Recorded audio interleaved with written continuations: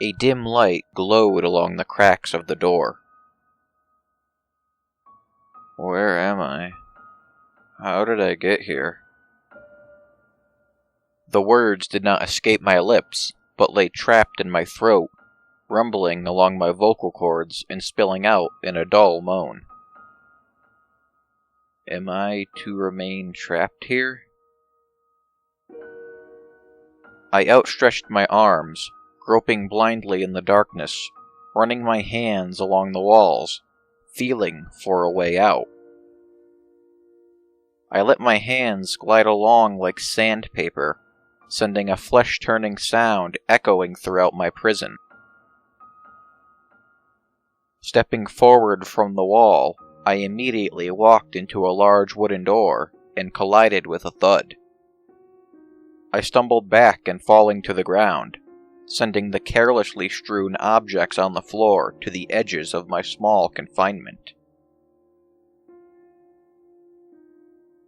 With so much fear resting below the surface of my consciousness, I sat in the dark and contemplated my means for escape.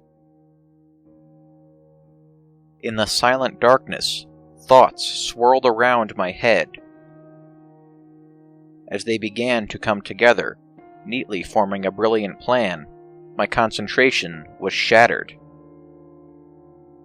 A soft sobbing penetrated the walls of my jail, consistent moans of sorrow, broken only by brief gasps for breath. The sound broke my heart, but gave me hope of freedom. "Help me! I'm trapped in here, and I don't know how I got here, but please, help!" I called out loudly. Again, my words twisted and contorted as they escaped my lungs, leaving me with a sharp, indecipherable shriek. In frustration, I slammed my fists against the ground, shaking the door on its hinges.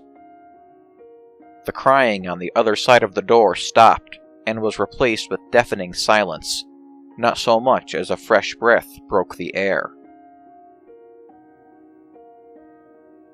Standing to my feet, I again groped the air, finding the door again. "This is the only way out," I muttered, and again my voice betrayed my thoughts, emitting a long, low moan. Grasping the handle, I shook it violently, threatening to break it from the door itself. A loud scream was heard from the other side, and I immediately let go, falling to the back wall and listening carefully. Within moments, a booming roar bellowed from the other side. It sounded hurt and angry. The screaming continued again, and the roar responded once more, growing louder before silencing. Its tone grew softer, creeping closer to my small room. I listened carefully as each step of this beast drew near. The doorknob began to turn, and I rapidly grasped at the objects littering the floor, throwing them over myself in an attempt to hide, peering out with but one eye. The door opened and I glanced up, making certain I remained completely still. I saw the beast that had made such fearsome noises, and it sent my skin crawling. The beast was round of head, but had flaps of flesh dangling from the side of its face. Its eyes were small and beady, and it had a beak that protruded from its head only but a short distance. I could see tendrils gripping the handle of the door and wrapping around the side of the doorway as it searched the room with eyes alone.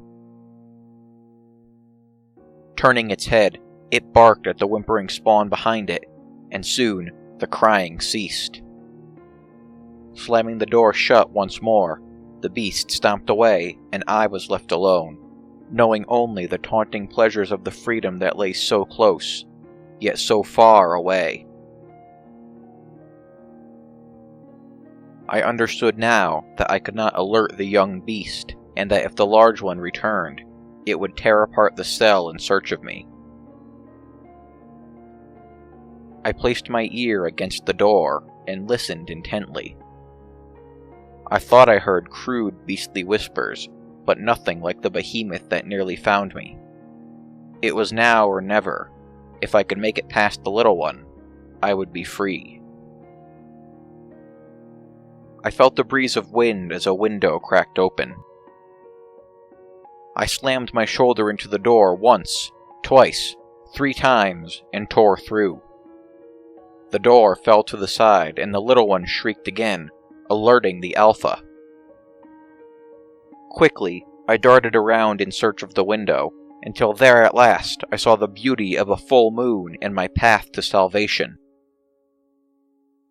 As I made my way for the open window, I was stopped dead in my tracks by a second creature, as small as the other. They both screamed, their long limbs and tendrils flailing wildly in the air.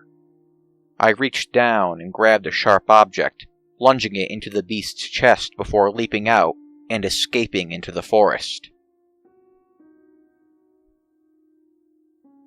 As the man burst into the room, he saw his son crying on the bed, and the friend who spent the night lying on the floor in a pool of blood with scissors in his chest. "What happened?" he shouted. "I told you there was a monster in my closet," the boy screamed back between sobs.